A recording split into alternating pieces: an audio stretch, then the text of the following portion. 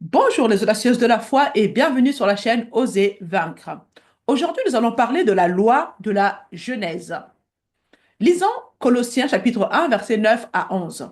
C'est la prière que l'apôtre Paul adresse pour les croyants. Donc au verset 9, il est dit ceci. Voilà pourquoi nous aussi, depuis le jour où nous en avons été informés, nous ne cessons de prier Dieu pour vous. Et voici ce qu'il prie.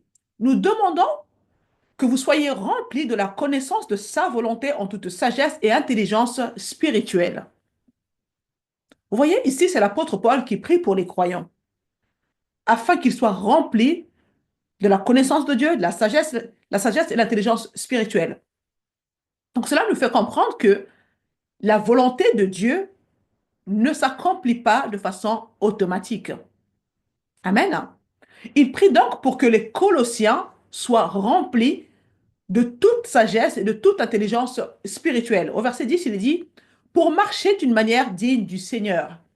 En gros, il nous faut de la sagesse, de l'intelligence spirituelle pour marcher dignement. Ce n'est pas que vous soyez indigne au sens littéral du terme, mais dans la façon dont nous vivons notre vie quotidienne, il se peut que nous ne le fassions pas dans la sagesse et l'intelligence spirituelle. Nous ne représentons pas Dieu de la bonne façon parce qu'il nous manque de la sagesse et de l'intelligence spirituelle. Parfois, il nous arrive de poser des actes stupides. Cela démontre que nous ne marchons donc pas de manière digne du Seigneur pour lui plaire entièrement. Amen. Au verset 10, vous aurez pour fruit, vous entendez? Vous aurez pour fruit, autrement dit, il veut que nous soyons productifs. Amen.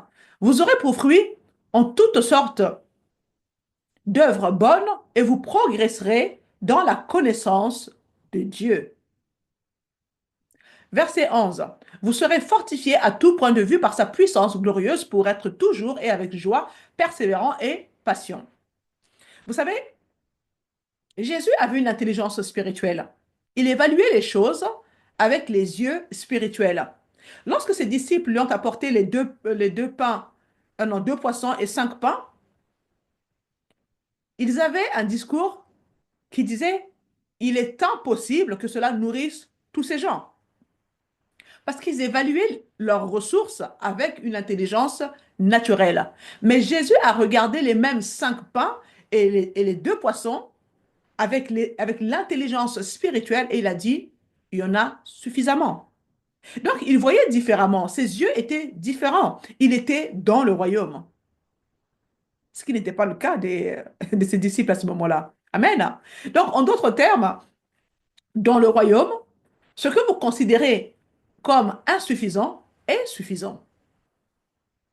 Ce qui vous semble insuffisant aujourd'hui dans votre vie, voyez-le comme une semence et commencez à le semer, voyez-le avec les yeux spirituels.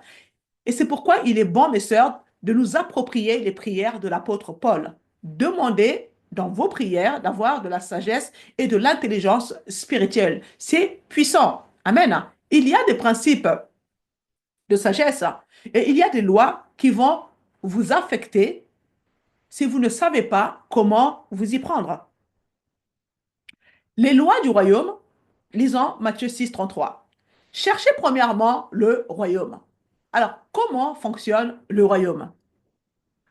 Cherchez comment fonctionne le royaume et la justice de Dieu, et toutes ces choses vous seront données par-dessus. Donc, autrement dit, vous aurez plus d'amour, plus de joie, plus de paix, plus de foi, plus de vision, plus de potentiel, plus de bonne santé. Je ne sais pas si je peux parler ainsi. Tout est dans le royaume, mes sœurs. Amen. Tout est dans le royaume. Mais tu as besoin d'une intelligence spirituelle. Alors, il ne te reste plus qu'à demander cela dans la prière, avec foi. Donc, les lois spirituelles peuvent être définies comme des règles ou des principes immuables qui régissent tout être humain, quel que soit son système de croyance. Si vous violez la loi spirituelle ou la loi naturelle, il y aura forcément des conséquences. Si on se met en haut d'un immeuble et qu'on se jette, il y a la loi de la gravité. Il y aura des conséquences. Que vous soyez chrétien ou pas chrétien, il y aura des conséquences. Amen. Nous en avons parlé lors de la précédente vidéo. Donc aujourd'hui, nous allons parler de la loi de la Genèse. Tout ce que nous faisons dans la vie a un début. Cela peut être une pensée, une imagination, une vision, un mot, une émotion. Tout a un début.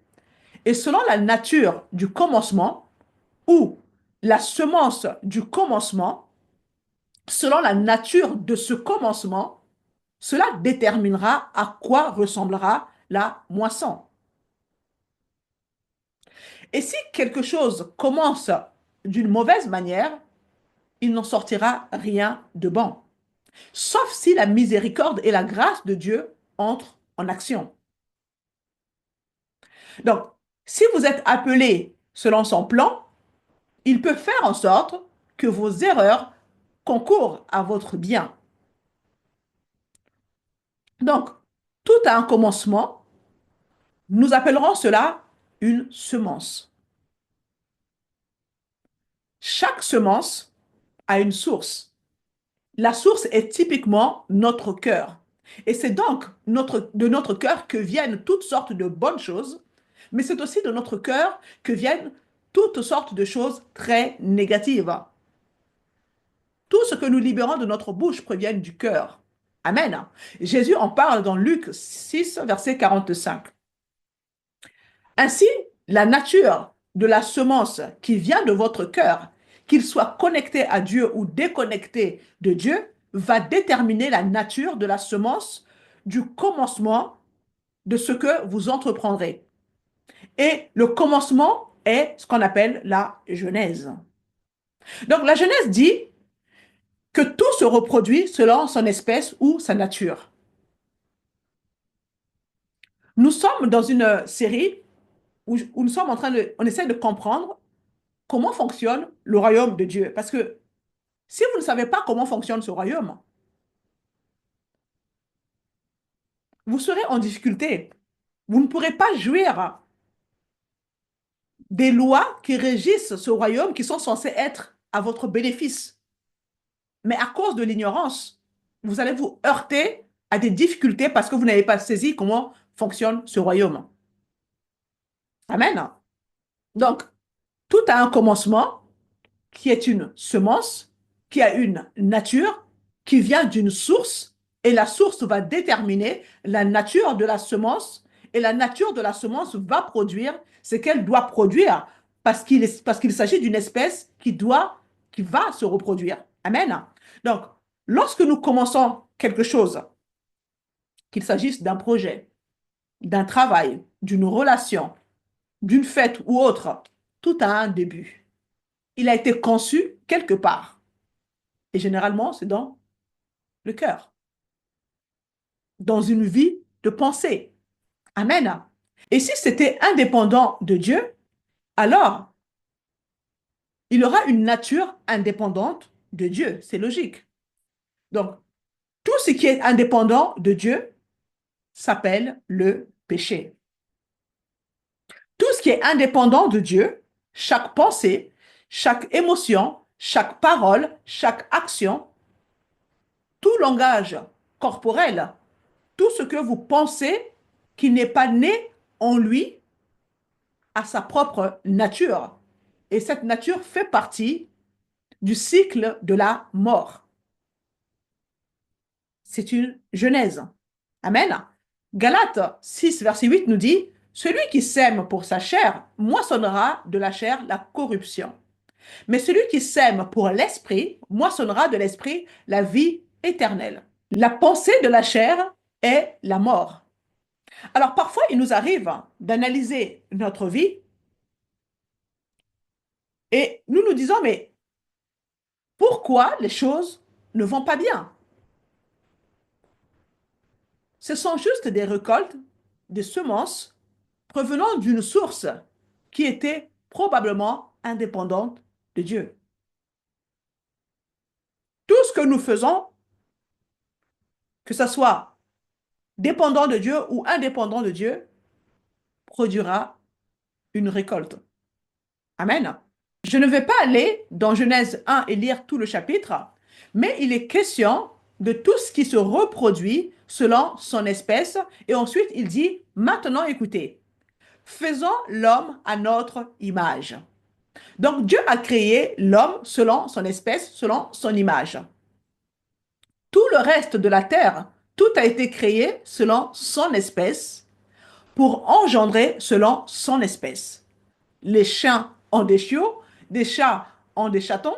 Il y a même une expression dans le monde qui dit que les chiens ne font pas les chats, n'est-ce pas? Donc Dieu nous a créés dans la classe de Dieu, à l'image de Dieu. Nous avons donc été créés avec son identité, avec son autorité, avec sa capacité, avec sa bénédiction, sa compétence, dirons-nous, dans le but d'être fécond et de se multiplier. Amen. Nous avons été créés selon son espèce. La première chose que Dieu a dite à Adam et Ève concernait seulement la genèse, c'est-à-dire le temps de la semence et de la récolte, être fécond et se multiplier. Cela a été mis également en nous. Amen. Donc, ce principe a été mis dans tout. Donc, tout ce qui est vivant porte en lui la semence de la vie et cette semence est programmée pour reproduire exactement ce qu'elle est. Donc, Dieu nous a donc créés selon son espèce, mais malheureusement, le péché, le choix d'être indépendant de Dieu, d'écouter une autre voix, nous a séparés de Dieu et instantanément, une nouvelle genèse a commencé. Vous me suivez? Nous sommes donc nés de nouveau de la mauvaise manière. À cause de cette déconnexion, à cause de cette nouvelle genèse qui a commencé, nous avons été déconnectés de Dieu. L'indépendance et une nouvelle genèse ont commencé en portant en elle la nature de tu mourras, c'est certain. Donc, la nature déchue a engendré la mort. Une nouvelle nature sans identité, sans autorité, sans bénédiction, sans objectif. Une nouvelle genèse avait commencé à partir de ce moment-là. Et c'est ce que nous lisons dans Ésaïe 24, 17. Pourquoi la terre souffre-t-elle? Parce que nous avons enfreint les lois, les alliances, les ordonnances de Dieu, parce que nous avons suivi notre propre voie indépendamment de Dieu et nous portons le fruit d'une source appelée le péché. Non pas la vie en Dieu, mais le péché. Ainsi, tout ce que l'homme fait est indépendant de Dieu, à moins de naître de nouveau et à moins d'être sensible à l'Esprit Saint. Donc, tout ce que les gens font en général est indépendant de Dieu. La Genèse va fonctionner d'une manière ou d'une autre. Amen. Donc, les choses se reproduiront selon leur nature. Demandez de l'intelligence et de la sagesse spirituelle dans vos prières. Ainsi, vous saurez quel genre de semence planter, une semence qui vient de la bonne source. Amen. Donc, chaque pensée, chaque mot, chaque action a une source. La source est soit spirituelle, soit charnelle. La source détermine le type de reproduction qui surviendra. Amen. En d'autres termes, quelle que soit la source de votre brillante idée, cela déterminera sa destination. Vous savez, il y a beaucoup de personnes qui se lancent dans des affaires avec les membres de leur famille, par exemple, ou avec des non-croyants, et finissent par se planter. Pourquoi? Parce que la conception, l'origine, le début était mauvais. Il en est de même pour certains mariages. La semence qu'il a fait naître était charnelle. Maintenant, merci Seigneur pour sa grâce et sa miséricorde. Nous pouvons déterrer ces choses, nous repentir et nous remettre sur la bonne voie. Il y a de l'espoir en Jésus-Christ. Mais s'il n'y a pas de prise de conscience, s'il n'y a pas de repentance, s'il n'y a pas de révélation de ces choses, ça sera difficile. Parce que la loi de la Genèse va se mettre en marche. Amen. Donc, lorsque nous semons des graines de fornication ou d'adultère, ce sont des semences de mort. une mort majeure. D'ailleurs, parce que l'apôtre Paul dit, vous péchez contre votre propre corps. Et notre corps est devenu l'habitation même de Dieu, le temple du Saint-Esprit. Est-ce que vous réalisez ça? Quand il n'y a pas de prise de conscience et que vous vous permettez d'être dans l'adultère alors que vous êtes né de nouveau, alors que votre corps est le temple du Saint-Esprit, vous transportez Dieu avec vous partout où vous allez. Oh, alléluia. Quelle prise de conscience. Vous péchez contre votre propre corps. Lorsque nous permettons à ces choses d'être conçues dans nos têtes, dans nos cœurs, et que nous méditons sur elles jour et nuit, nous mettons tous les principes de Dieu au service de la mort. Et puis nous continuons, nous y prenons part et la mort s'installe. Et quand la mort s'installe, c'est alors que nous crions à l'injustice contre Dieu, n'est-ce pas? Dieu est bon. Amen. Merci pour sa grâce et sa miséricorde, mais certaines personnes continuent de tomber dans les mêmes travers encore et encore, malgré que ces personnes sont devenues des nouvelles créations et que le temple, et qui sont devenus le temple du Saint-Esprit et qui sont un seul et même esprit avec Dieu. Ayez quand même la crainte de Dieu. Il n'y a pas de vie là-dedans. Amen. Vous abandonnez ce que vous voulez le plus pour ce que vous voulez maintenant, c'est-à-dire un plaisir éphémère. Ce que vous voulez le plus sera une récolte d'une bonne décision, un bon mariage, une relation familiale dans l'amour, une carrière, une belle carrière, un bon ministère. Ce que vous voulez le plus, c'est peut-être, je ne sais pas, avoir de l'influence. Vous voulez plus de prospérité, plus de santé. Mais à cause de l'adultère, vous tuez ce rêve. Vous cédez à cette semence d'indépendance qui consiste à coucher avec n'importe qui consiste à fumer de l'herbe, à s'enivrer dans l'alcool. Vous semez la mort de votre vision, si vous en avez une, bien sûr. La loi de la Genèse fonctionnera. Dieu a créé l'homme selon sa nature. Donc, spirituellement, l'homme est de Dieu, jusqu'à ce que le péché vienne rompre ce lien. Dieu voulait que l'homme reproduise d'autres hommes à son image spirituelle. C'était le but. Adam a été créé selon l'image de Dieu. Puis, il devait avoir des enfants et ceux-ci devaient porter l'image d'Adam qui portait lui-même l'image de Dieu. Et ils allaient avoir des enfants qui porteront tous l'image d'Adam, à savoir l'image de Dieu. Mais, vous savez que le plan de Dieu a toujours été que chaque être humain porte son image. C'était le but de Dieu, c'était le plan de Dieu, que nous puissions tous porter son image. Mais maintenant, nous portons l'image d'Adam, qui ne porte pas l'image de Dieu à cause de son indépendance. Amen. Une nouvelle Genèse a donc eu lieu. Mais écoutez ceci, dans Jean 6, verset 33, Jésus nous dit, les paroles que je vous ai dites sont esprit et vie. En d'autres termes, les paroles que je prononce ont une source et la source est Dieu. Dieu est esprit, Dieu est vie. Amen. Ainsi, lorsque je parle, c'est Jésus qui parle, c'est pas moi, d'accord? Ainsi, lorsque je parle, si vous recevez dans votre cœur les semences de mes paroles, elles se reproduiront selon leur nature, à savoir esprit et vie. Vous me suivez? Mais lorsqu'il parle des pharisiens, dans Jean chapitre 8, verset 44, il dit, vous avez pour père le diable. Qu'est-ce que cela signifie? Cela signifie que, cela ne signifie pas qu'ils étaient possédés par des démons, mais parce qu'ils ont accepté et cru en d'autres paroles. Les paroles de Jésus sont esprit et vie, mais les pharisiens avaient cru en d'autres paroles qui n'étaient pas esprit et vie. Et c'est pour ça qu'il dit, vous avez pour père le diable. Nous sommes des créatures de parole. Amen. Donc quelque chose a donné naissance à ce que vous êtes et vous avez pour père le diable parce que vous avez écouté les paroles du monde et non les paroles de Dieu.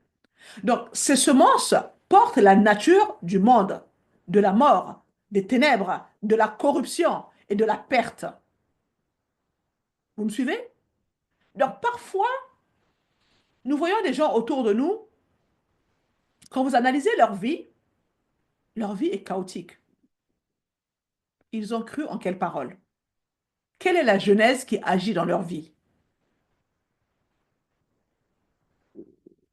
Ce n'est pas forcément les sorciers, ce n'est pas forcément Dieu qui vous frappe ou je ne sais quoi. Non, c'est la genèse, la loi de la genèse s'accomplit. Amen. Elle se reproduit selon son espèce. Donc si vous écoutez votre chair ou le diable, ces paroles se reproduiront selon leur nature. Et Jésus dit, vous avez pour père le diable. Vous vous soumettez à celui que vous écoutez. Donc, le renouvellement de la pensée est vraiment quelque chose de très important, mes sœurs, parce que en tant qu'enfants de Dieu, nous devons fonctionner selon ce que dit la parole de Dieu, pas selon ce que le monde nous dit. Les paroles de Dieu sont esprit et vie. Les paroles du monde se reproduiront aussi selon leur espèce, selon leur nature, qui est la mort. Amen. Lisons Matthieu chapitre 16 à partir du verset 15. Et d'après vous, qui suis-je? Leur dit-il. Simon-Pierre répondit, tu es le Messie, le Fils du Dieu vivant. Jésus reprit la parole et lui dit, tu es heureux, Simon, fils de Jonas, car ce n'est pas une pensée humaine qui t'a révélé cela, mais mon Père céleste. Il y a donc deux domaines. Il y a deux domaines de connaissance, le naturel et le spirituel. Amen. Donc c'est soit la chair et le sang, soit le Père. Il dit donc, ce n'est pas une pensée humaine qui t'a révélé cela, mais c'est mon Père céleste. Et moi, je te dis que tu es Pierre. Et sur ce rocher, d'accord, le gros rocher de la révélation de qui est Jésus, c'est sur ce rocher, cette révélation de qui est Jésus, que je bâtirai, que je construirai mon église et les portes du séjour de mort ne l'emporteront pas sur elle. C'est un passage qui est souvent très mal compris parmi les croyants. Jésus avait dit qu'il construirait son église, qu'il bâtirait son église sur cette révélation que Pierre a eue. Mais malheureusement, souvent dans l'église catholique, on l'interprète d'une autre manière en disant que Jésus a dit qu'il construirait son église sur Pierre. Non, c'est pas ça. Amen. Bref, la suite du verset nous dit, je te donnerai les clés du royaume des cieux. Ce que tu lieras sur la terre aura été lié au ciel, et ce que tu délieras sur la terre aura été délié au ciel. Alors il ordonna aux disciples de ne dire à personne qu'il était le Messie. Donc, la révélation, la source de qui était Jésus, porte en elle la nature de la source qui est la domination et l'autorité. La domination et l'autorité viennent du Père. Vous me suivez? La révélation de qui est Jésus. Verset 21. Dès ce moment, Jésus commença à montrer à ses disciples qu'il devait aller à Jérusalem, beaucoup souffrir de la part des anciens, des chefs, des prêtres et des spécialistes de la loi, être mis à mort et ressusciter le troisième jour. Alors Pierre le prit à part et se mit à le reprendre en disant, que Dieu t'en garde, Seigneur. Cela ne t'arrivera pas. Mais Jésus se retourna et dit à Pierre, arrière de moi, Satan, tu es un piège pour moi. Que s'est-il passé? Que s'est-il passé? Il y a 10 minutes, Jésus dit, tu es béni, je te donnerai les clés du royaume. Amen. Je te donnerai les clés du royaume sur cette révélation que tu as eue, je construirai mon église et les portes de séjour des morts ne l'emporteront pas sur elle. Et maintenant, il se tourne vers Pierre et lui dit, arrière de moi, Satan. Alors, est-ce que Pierre était possédé par un démon? Non. Il a changé la source de ses pensées. et il a commencé à raisonner avec sa logique. Donc, il a changé sa façon de penser et il a immédiatement changé de Seigneur. Vous me suivez? Mes sœurs, c'est quelque chose que nous faisons tout le temps en fait. Jésus lui dit, tu es un piège pour moi, car tes pensées ne sont pas les pensées de Dieu. Ces pensées sont des semences. Les choses de Dieu sont des semences qui viennent dans notre pensée. Et lorsque nous choisissons de ne pas y prêter attention, souvent, nous restons attentives à quelque chose d'autre qui ne porte pas la vie. Et c'est ainsi que l'apôtre Pierre est revenu à sa logique. Tes pensées ne sont pas les pensées de Dieu, mais celles des hommes. Et les pensées des hommes sont une source, elles portent une nature qui n'est pas la vie, qui n'est pas l'esprit. Et elles sont la genèse de quelque chose que nous regretterons plus tard. Voilà pourquoi il est si important pour nous, mes sœurs, de chercher à entendre Dieu, d'être branchés et de le rechercher de tout notre cœur. Nous voulons apprendre à coopérer avec les lois du royaume où nous avons été transférés. Amen. Il nous faut de la sagesse et de l'intelligence spirituelle. Vous savez, ça nous arrive de faire des erreurs en cours de route.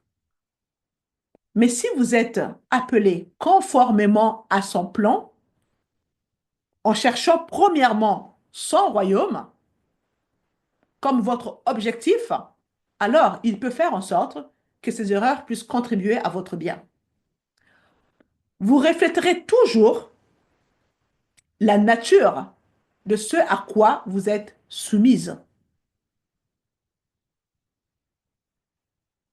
Quand vous apprenez à regarder les choses avec les yeux de l'esprit, vous avez facilement déterminé ce à quoi la personne est soumise dans sa vie quotidienne, l'esprit ou la chair. Et c'est quelque chose qui se passe à chaque instant. Vous savez, une relation peut être blessée ou pire, simplement à cause d'une genèse, à cause d'une pensée indépendante, à cause de vos émotions qui sont totalement indépendantes de Dieu. Lisons 1 Pierre chapitre 1, 23. Pierre dit, en effet, vous êtes nés de nouveau, non pas d'une semence corruptible, mais d'une semence incorruptible grâce à la parole vivante et permanente de Dieu. Quand Adam et Ève ont été déconnectés de Dieu, c'était une genèse. Lorsque nous naissons de nouveau, par la semence incorruptible de la parole de Dieu, c'est une nouvelle genèse. Amen. Quelque chose de nouveau a été conçu. Mais si nous n'en prenons pas conscience, avec sagesse et intelligence spirituelle, nous en perdons le bénéfice. 1 Corinthiens chapitre 6, 17. Mais celui qui s'unit au Seigneur est un seul esprit avec lui. Nous sommes donc un avec Christ dans cette nouvelle genèse qui a commencé. Amen. Nous devons donc grandir. 1 Corinthiens chapitre 3, verset 1. L'apôtre Paul, dans ce passage, l'apôtre Paul parle des enfants en Christ, des chrétiens charnels et des chrétiens spirituels. Ce n'est pas un problème d'être un bébé spirituel, mais nous ne devons pas rester longtemps des bébés spirituels. Nous devons grandir. Amen. Mais les chrétiens charnels sont ceux qui sont sur un terrain instable. Ce sont ceux qui ont choisi l'indépendance la plupart du temps. Ils vont à l'église, ils lèvent les mains, ils louent Dieu, mais une fois que le culte est terminé, ils font ce qu'ils veulent. Il n'y a aucune crainte de Dieu. Vous voyez? Ils font ce qu'ils veulent. Et quand certains aspects de leur vie commencent à s'écrouler, alors ils commencent à blâmer Dieu. Tu fais partie d'une équipe de la louange. Tu vis dans la fornication. Tu as des rapports hors mariage. Ton corps est malade. On t'a diagnostiqué une maladie. Tu pries, mais la guérison ne vient pas. Et tu oses blâmer Dieu. Est-ce que ça a du sens? Non. La jeunesse est en cours dans ta vie. Tu as déclenché une jeunesse, que tu le veuilles ou non. Tu as semé la mort dans ton corps. Dieu nous parle de la fornication, de fuir l'impudicité. Mais tu es dedans. Tu es malade. La guérison ne vient pas. Tu blâmes Dieu. Il n'est pour rien. Dieu n'est pour rien. La guérison est une récolte. C'est la récolte de la genèse, de la parole que tu as mis, que tu as médité dans ton corps, dans ton cœur, jour et nuit. Elle portera la guérison à ton corps. Si tu médites, si tu sèmes la bonne semence dans ton cœur, alors tu pourras moissonner ce dont tu as besoin. Mais si c'est la fornication, c'est l'impudicité, et que ton corps est attaqué, la Genèse. Romains chapitre 12, verset 2. Mais soyez transformés par le renouvellement de l'intelligence. Cela vous donnera la sagesse spirituelle, la compréhension spirituelle. Amen. Vous savez que vous pouvez récolter l'avenir que vous souhaitez à partir de la racine que vous arrosez en ce moment même.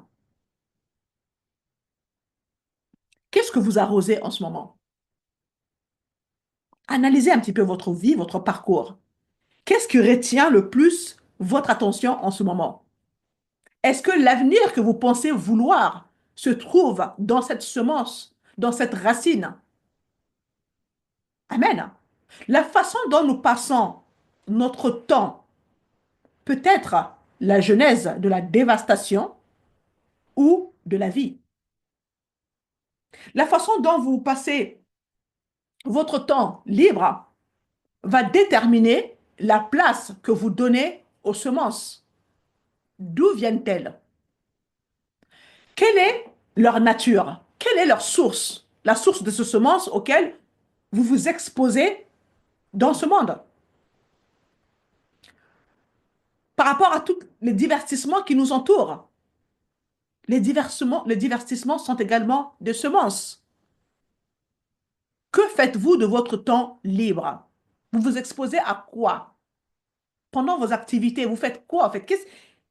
Quelles sont les semences que vous laissez prendre, enfin, rentrer dans votre cœur? Vous savez qu'il y a des semences auxquelles vous dites, venez, l'espace est libre, sans vous en rendre compte. Nous sommes dans un monde de distraction, mes sœurs. Ayez du discernement. Ne regardez pas tout et n'importe quoi. N'écoutez pas tout et n'importe quoi. Vous pouvez être entouré des païens, mais vous devez savoir qui vous êtes. Ne suivez pas le mouvement. Analysez les choses. Marchez avec sagesse. Prenez ce qui est bon. Donnez ce que vous avez à donner. Mais ne suivez pas le monde. Il n'y a que la corruption et les ténèbres dans le monde. C'est la mort. Quelles sont les semences?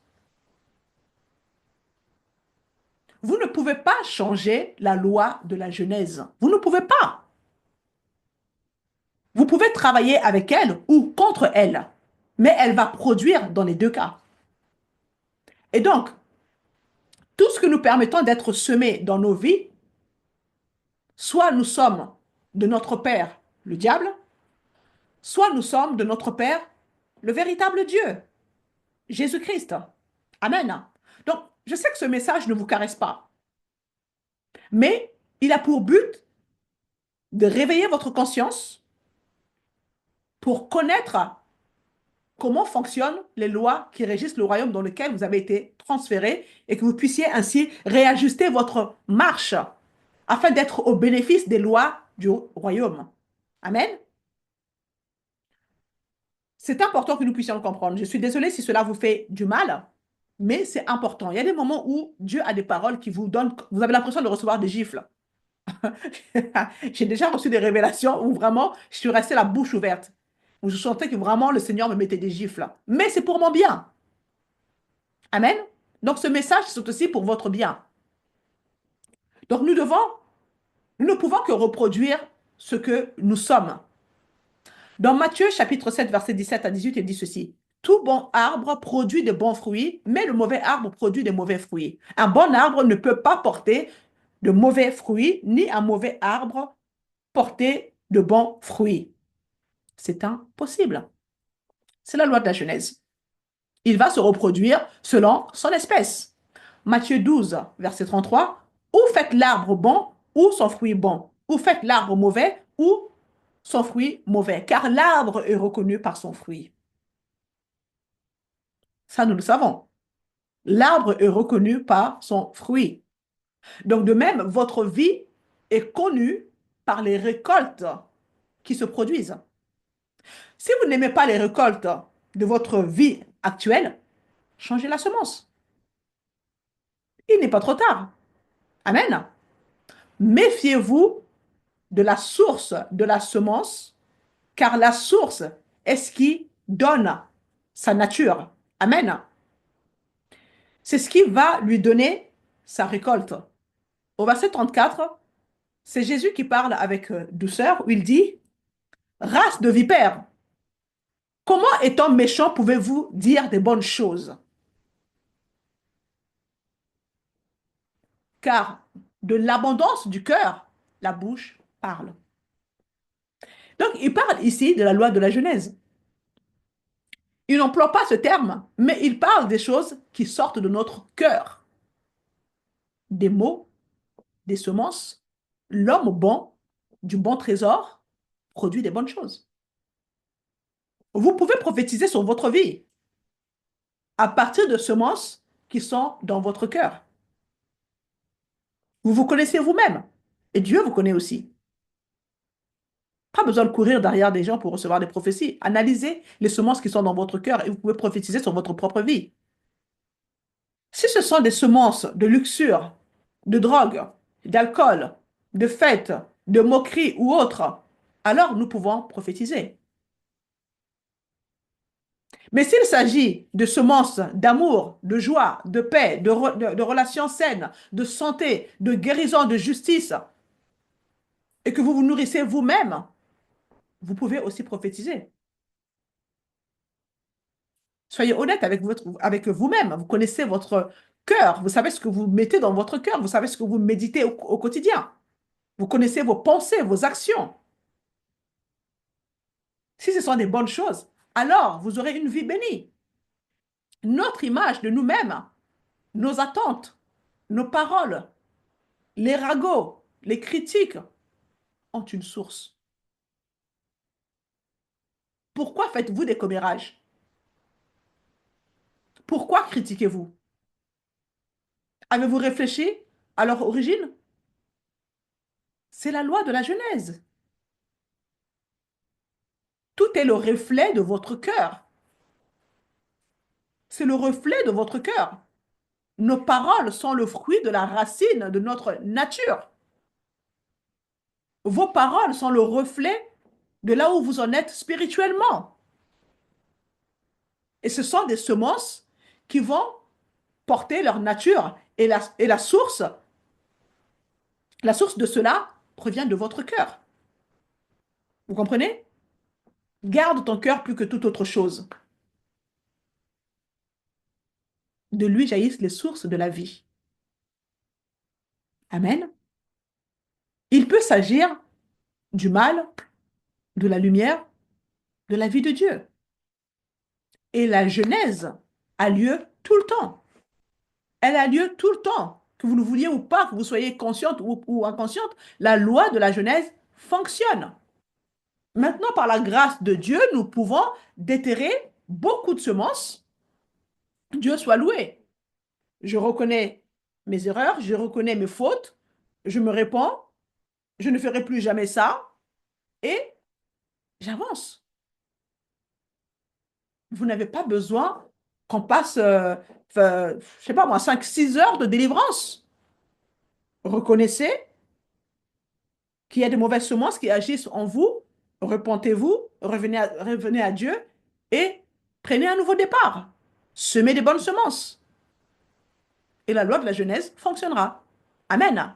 Tout ce que vous voulez dans la vie et tout ce que vous ne voulez pas commence à l'état d'une semence qui porte la nature de sa source.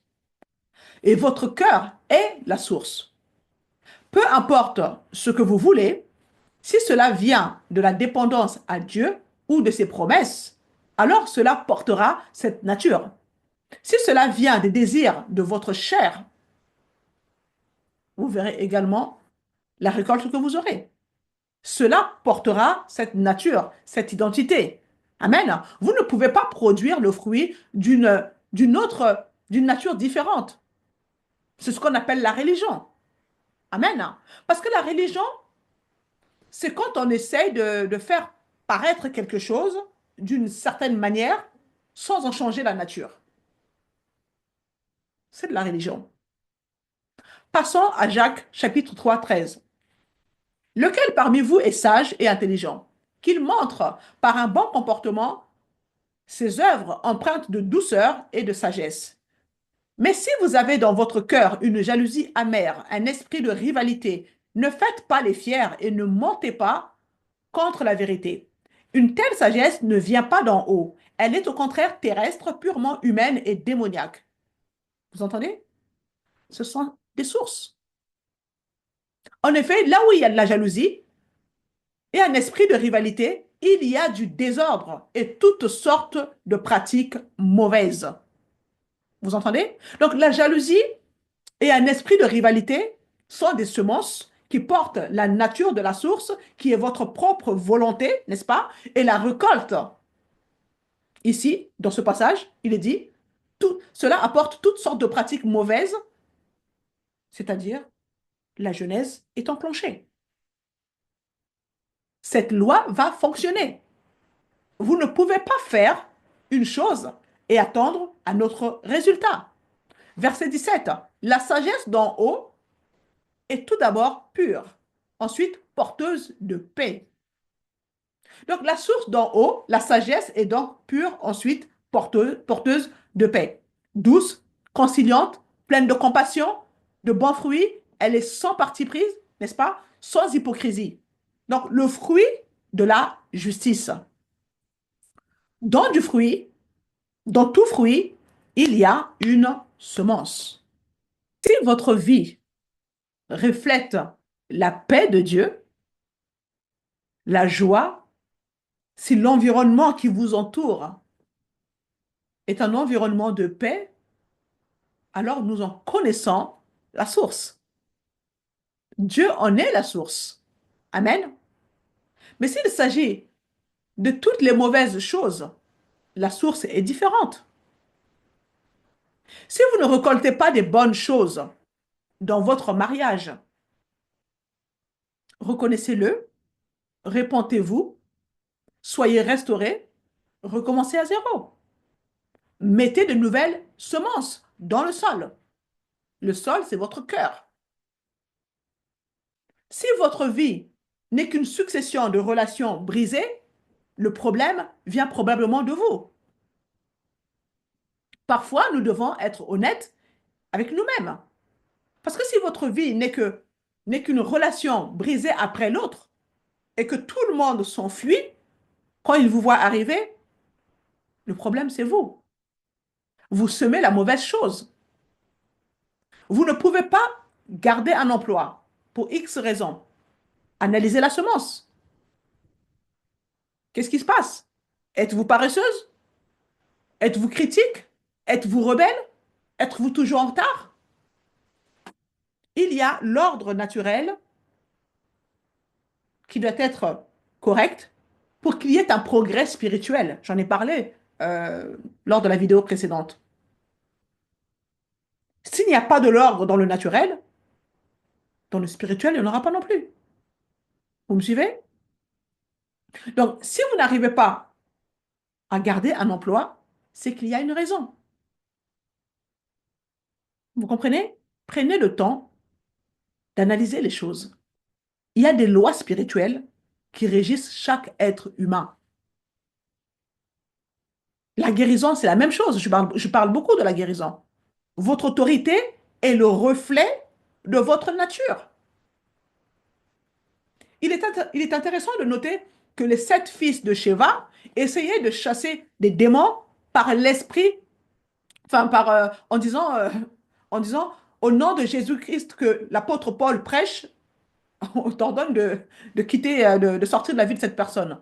Donc, autrement dit, le démon répond en disant, je connais Jésus, je sais qui est Paul, mais vous, mais vous, qui êtes-vous?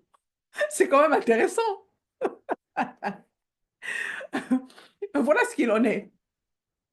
Ce n'est pas une condamnation, mais posez-vous cette question. La maladie reconnaît-elle votre nature? Est-ce que la maladie reconnaît votre nature? Et peut-être que certaines maladies ne sont pas impressionnées par votre nature. Vous comprenez? Parce que ce démon a dit, je connais Paul, je connais Jésus. Mais vous, qui êtes-vous? Nous connaissons la fin de cette histoire. Donc la question est, qui êtes-vous? C'est quelque chose à considérer, mes sœurs. De quelle espèce êtes-vous? Que se passe-t-il? Qu'est-ce que vous arrosez? Qu'est-ce qui semble être une genèse dans votre vie? Analysez les choses. Avant de courir, aller chercher des prières de guérison ici ou là, analysez les choses. Il y a une genèse qui est en cours. Qu'est-ce qui se passe en vous en ce moment?